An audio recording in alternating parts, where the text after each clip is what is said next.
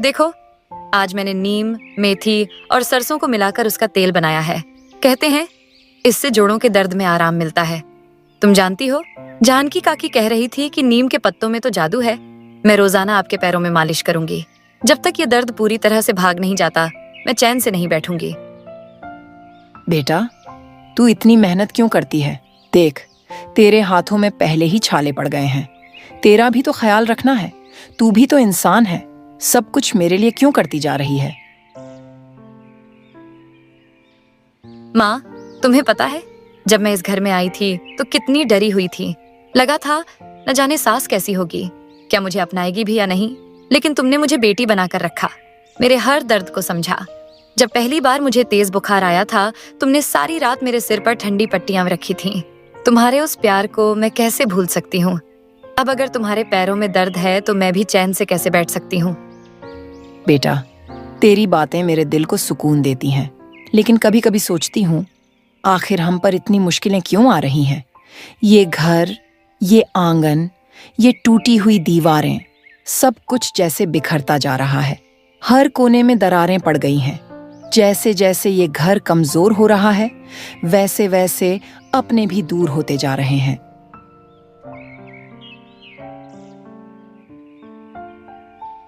रोहित सिर झुकाए बैठा था। उसके चेहरे पर चिंता और गुस्सा साफ झलक रहा था। अचानक वह अपनी माँ से कहता है, माँ, क्या हमें भी अब पराया समझा जाने लगा है? भैया के पास वो बड़ा घर है, गाड़ी है, हर महीने हजारों रुपए की आमदनी है। क्या हमारे लिए उसके पास कुछ नहीं बचा? एक वक्त था जब हम सब एक ही घर में रहते थे। भैया मुझे अपने कंधों पर बैठाकर मेला घुमाने ले जाता था, और आज वही भैया हमें भूखा मरता देख सकता है, लेकिन हमारे पास एक बार झांकने भी नहीं आता। बेटा, जो इंसान ऊंचाई पर पहुंचकर अपनी जड़ों को भूल जाए, वो कभी अपना नहीं हो सकता। जब तुम्हारे पिताजी का स्वर्गवास हुआ था, तब मैंने भैया से कहा था, बेटा, ये घर तुम्हारे पिताजी की आखिरी निशानी है, इसे संभालो, इसे छोड़ना मत। लेकिन उसने क्या कहा था?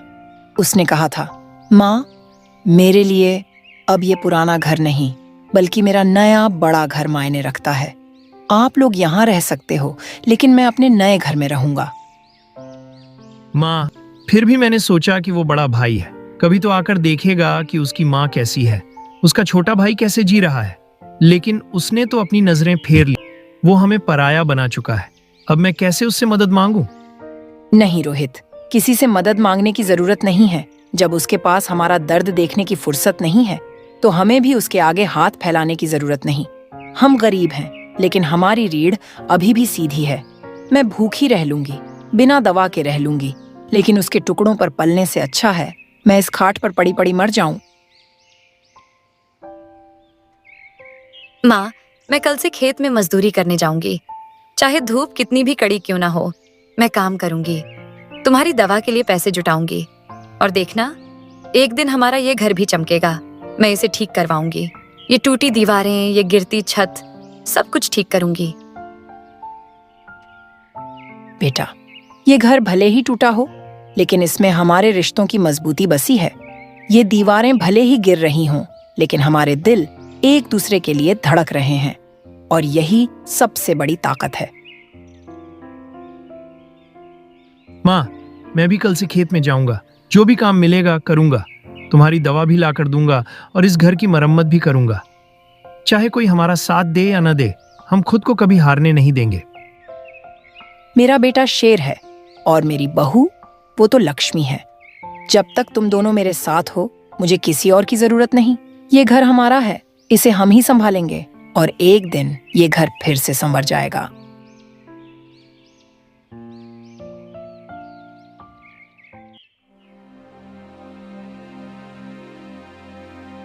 सुनो जी, ये जो तुम्हारी माँ के पास जमीन है ना, उसे अपने नाम करवा लो। तुम्हें नहीं लगता कि अब वो हमारे ही काम आनी चाहिए?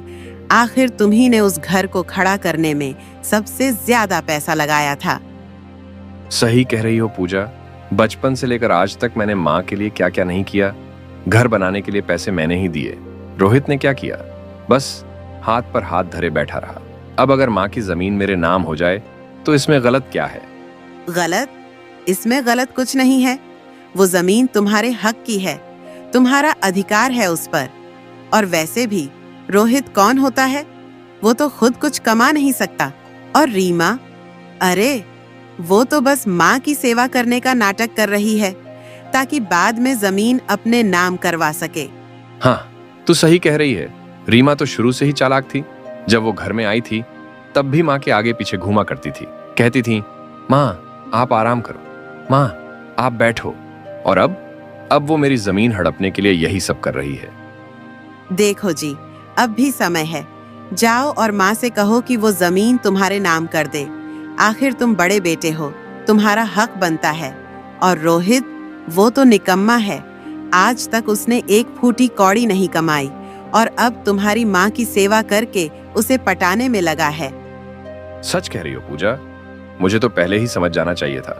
रोहित और रीमा ने माँ को अपने जाल में फंसा लिया है। कल ही जाऊंगा और माँ से साफ साफ कहूंगा, माँ वो जमीन मेरे नाम कर दे। आखिर मैंने ही तो इस घर को खड़ा किया था। और अगर माँ ने मना किया तो मैं कोर्ट तक जाऊंगा। यही तो चाहिए था मुझे। आखिर ये दुनिया लालच से ही चलती है। और जब तुम्हारी माँ ने तुम्हारे लिए कुछ नहीं किया तो तुम उसके लिए क्यों सोच रहे हो? रोहित को सब कुछ देकर वो तुम्हें दरकिनार कर देगी। हाँ, अब मैं एक पल भी नहीं सोचूंगा। कल ही जाऊंगा। माँ को समझाना होगा कि ये जमीन मेरे नाम ही होनी चाहिए, वरना कल को रोहित सब कुछ हड़प लेगा और मैं यूं ही देखता रह जाऊंगा।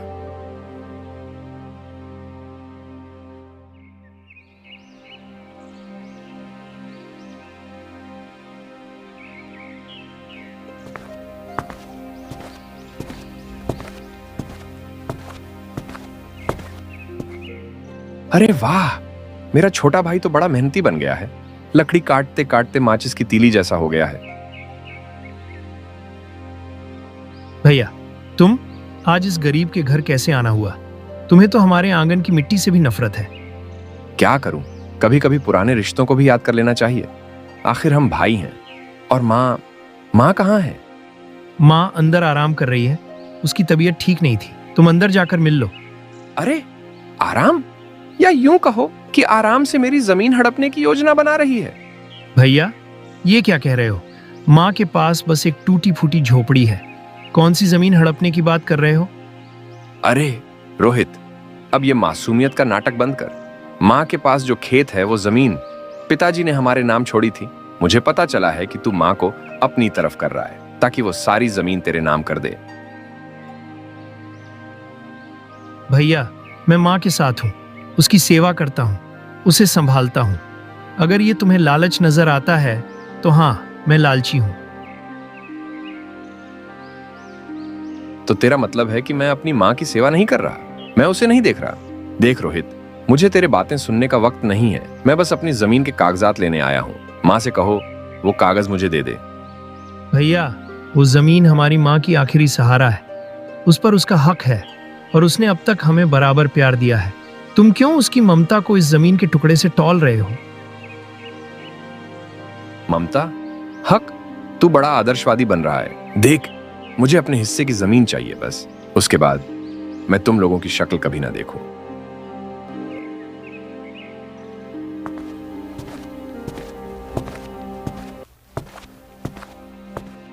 माँ, तुमने जो जमीन मेरे नाम करने का वादा किया था वो कब करोगी? अब और कितनी देर करोगी? कमला चौंक कर सूरज को देखती है। उसके चेहरे पर गहरी हैरानी और दुख एक साथ उभर आता है। क्या कहा तूने सूरज? कौन सा वादा? मैंने तो कभी ऐसा कुछ नहीं कहा। अरे पूजा ने खुद बताया है। उसने सुना है कि तुम कह रही थी कि जमीन मेरे नाम कर दोगी, और अब जब मैं लेने आया हूं तो मुक्कर रही हो। सुन सूरज, पूजा क्या कहती है वो मुझे नहीं पता, लेकिन मुझे इतना जरूर पता है कि जमीन किसी की मर्जी से नहीं, इंसाफ से मिलती है। इंसाफ? और वो इंसाफ सिर्फ रोहित के लिए है? मैंने भी तो इस घर में जन्म लिया है, मेरा भी कुछ हक है। क्या रोहित ने बस 2 दिन सेवा की और तुम सब कुछ उसे सौंप दोगी? 2 दिन की सेवा? सूरज, जिस दिन तूने इस घर से मुंह मोड़ा था उसी दिन ये घर तेरे लिए खाली हो गया था। और जिस दिन रोहित ने मेरे पैर दबाकर पूछा था, माँ खाना खाया, उस दिन से मैंने उसे सिर्फ बेटा नहीं, सहारा मान लिया था। माँ, मैं तुम्हारा बड़ा बेटा हूँ। ये जमीन मेरी है और पूजा कहती है कि ये हमारा हक है। अगर तुमने नहीं दी तो मुझे मजबूरी में कदम उठाने पड़ेंगे। अगर तू सच में मेरा बेटा होता तो मेरी आंखों में ये लालच ना देखता। तू जमीन मांगने आया है, लेकिन तुझे माँ की सांसों की कीमत नहीं दिखती। जमीन उसी की होगी जिसने इस घर को संभाला है। मेरे आंसू पोंछे हैं, मेरी दवा लाने मजदूरी की है, और वो है रोहित। कमला की आवाज कांप रही थी, लेकिन शब्दों में चट्टान जैसी मजबूती थी। सूरज चुपचाप कुछ पल खड़ा रहता है, फिर गुस्से में कमरे से बाहर निकल जाता है। कमला की आंखों में आंसू थे, लेकिन चेहरे पर संतोष भी थे। सूरज जब अपने घर पहुंचा तो उसका चेहरा गुस्से से तमतमाया हुआ था।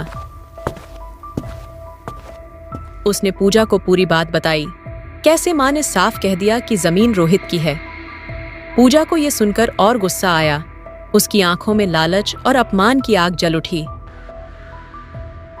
अगले दिन दोनों फिर से उस छोटे से घर की चौखट पर पहुंचे। इस बार उनका इरादा साफ था, मां को किसी भी तरह से मना कर जमीन अपने नाम करवाना।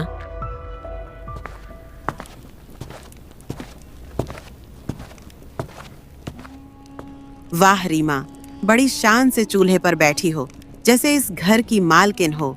लेकिन भूल मत जाना, ये घर तुम्हारा नहीं है और ना ही कभी होगा।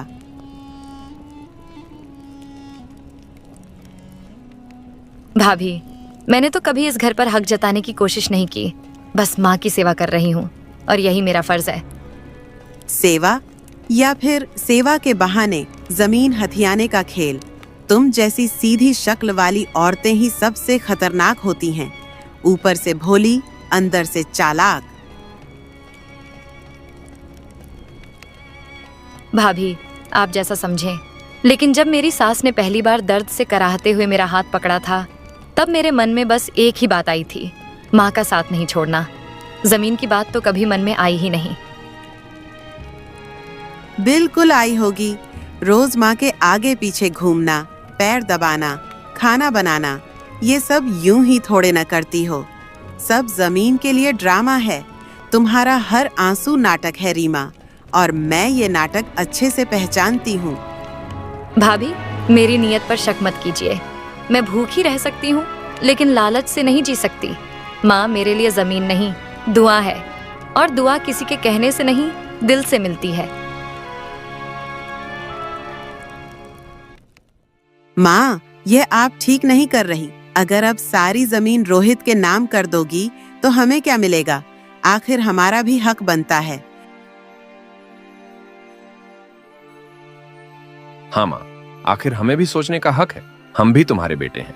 अगर रोहित ही सब कुछ ले जाएगा तो हमें क्या मिलेगा? बस सेवा करने से ही बेटा बन जाएगा क्या? सूरज, मैंने कभी बेटों में फर्क नहीं किया, लेकिन फर्क तो तुमने किया। जब तुम्हें माँ की जरूरत थी तुम दूर चले गए, और जब माँ को तुम्हारी जरूरत थी तुमने मुंह मोड़ लिया। माँ, अगर आपने जमीन रोहित को दे दी तो सूरज और मैं इस घर से हमेशा के लिए नाता तोड़ लेंगे। फिर ना कोई मिलना होगा, ना कोई बात। सोच लो माँ, तुम्हें अब फैसला करना होगा। या तो जमीन हमें दो, या फिर हमेशा के लिए हमसे मुंह मोड़ लो। कमला कुछ पल चुप रहती है। उसकी आंखों में पीड़ा थी। फिर वह बहुत धीमे स्वर में जवाब देती है, ठीक है, अगर मेरी जमीन ही तुम्हारी खुशी है तो ले लो। मैं आज भी अपने बेटों को बिछड़ते नहीं देख सकती। जमीन क्या चीज है? अगर मेरी सांसें भी चाहिए तो वो भी ले लो।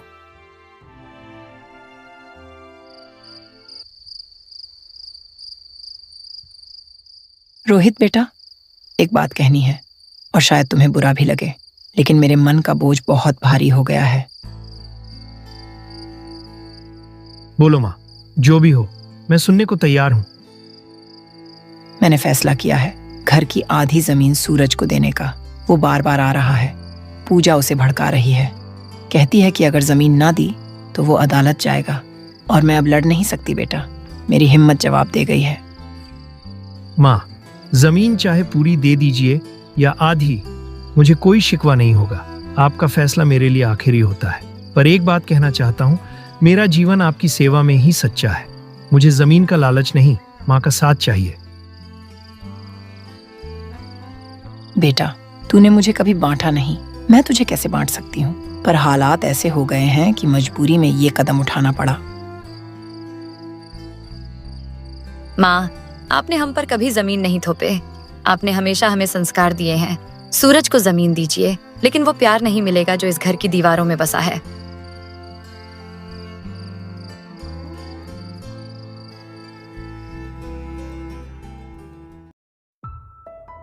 अब हमारे पास सब कुछ है, पैसा, जमीन, इज्जत।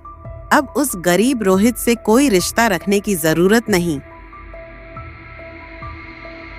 तू सही कहती है पूजा, अब हमें उनकी जरूरत ही क्या है। वो लोग हमारे लायक नहीं हैं। हमने जमीन भी ले ली, अब बस उनसे दूरी बना के रखो। ठीक है, अब से कोई मतलब नहीं उस घर से। हमें अपनी इज्जत और गांव में नाम बनाना है। बस यही समझदारी है। अब पुराने रिश्तों को भूल जाओ।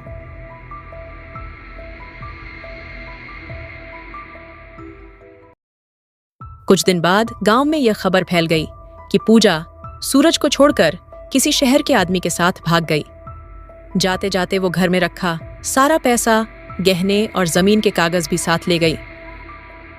सूरज के पास अब न दौलत बची, न इज्जत और न ही कोई अपना। जो कल तक गांव का सबसे बड़ा आदमी कहलाता था, आज वो अकेला, टूटा और शर्म से सिर झुकाए बैठा था।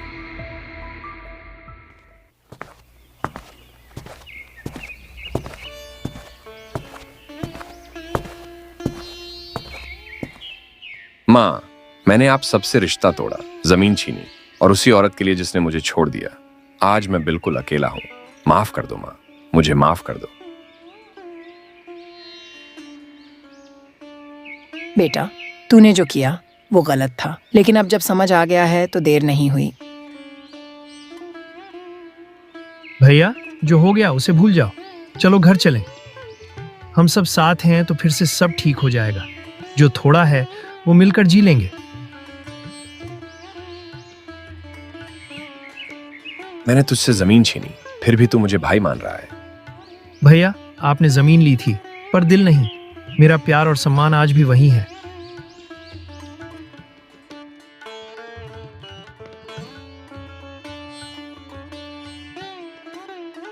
भैया, अब ये घर आपका भी है, हम सबका है। चलिए खाना खा लीजिए, नहीं तो खाना ठंडा हो जाएगा। हे भगवान, तू कितना दयालु है। तूने मेरे टूटे हुए घर को फिर से जोड़ दिया। अब और कुछ नहीं चाहिए।